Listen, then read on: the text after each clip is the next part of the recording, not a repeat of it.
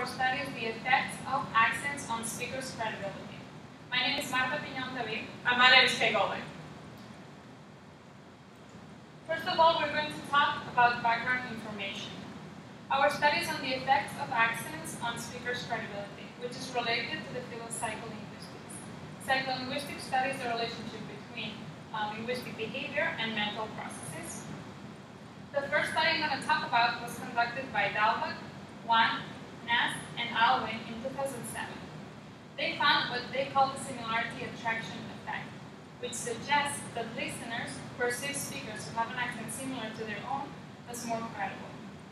Morales, Scott, and Yorkston actually looked into the standardness and prestige of accents. They took South American accents along with the British received pronunciation accent, and they played radio broadcasts. They then asked participants to rate the accents upon standardness and prestige, and looked into the effects that this had on their credibility. Lev Ari and Kaiser in 2010 proposed that having a non-native accent actually weakens the speech fluency, which ultimately determines the credibility of the speaker. Our rationale for doing this study, if it's not obvious to you already, is we wanted to look into, being in a foreign country, what our accent would have and what issues and hurdles that we would face in the job field and beyond, and the credibility that we would have perceived upon us.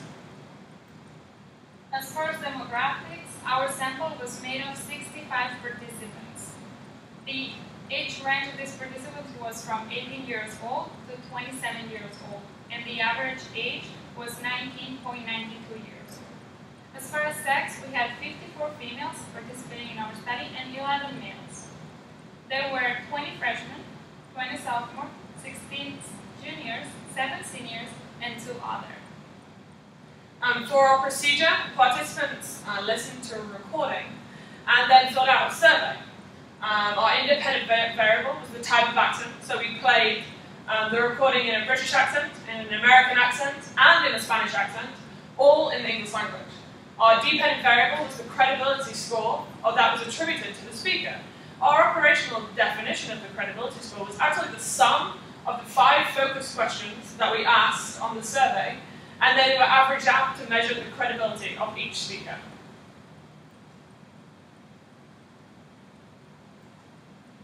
For our method, for our materials, participants listened to a recording and then they completed the survey. The survey had 10 questions. 5 of these questions were distractors, and 5 of these questions were meant to evaluate perceived credibility.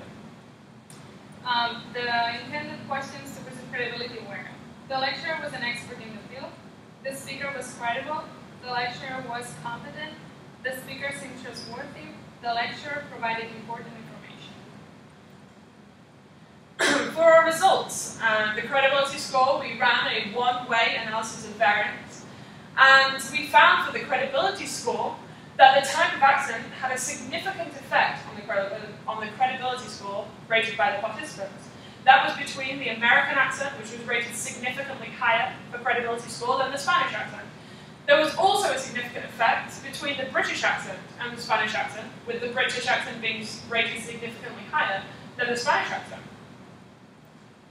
As far as expertise, the American accent was rated significantly higher in credibility than the Spanish accent, and than the British accent. For the credibility question, the American accent was rated significantly higher than the Spanish accent.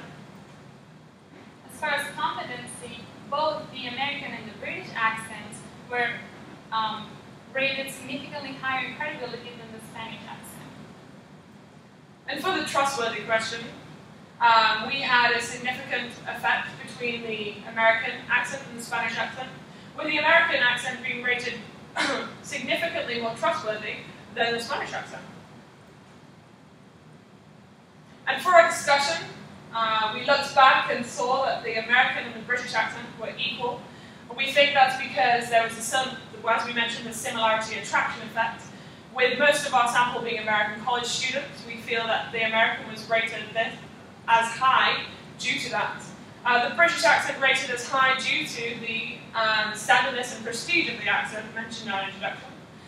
And the Spanish accent, we think, was rated significantly lower than both the American and the British due to the detriment in speech fluency when speaking a non-native accent. As far as limitations, one main limitation of our study is that we did not take into account the social and cultural background of the participants. Another limitation of our study is that our sample was really young, so we cannot really generalize these findings to other generations. For further research, we could compare both participants and speakers' social background to see if a matching between these can increase credibility of the speaker. Additional research could also use international sampling. We actually believe that our study could have implications in the fields of teaching, marketing, and leadership. When a brand is looking for a spokesperson and they don't know which accent to choose, we feel that this information may provide them with some reason to choose the American accent, a similar accent, or even the British accent due to the prestige, but not to go with the non-native accent. For leadership and teaching and education, we feel that a spokesperson or an educator should also consider the detriments or benefits of their accent. The take-home message of our study is that the type of accent can affect the speaker's credibility. Similar and standard accents appear to sound more credible than non-native accents, and this might be due to suffering of the speech fluency. Thank you very much for taking your time to listen to the results of our study. Thank you. Does anyone have any questions? These are our references. Thank you.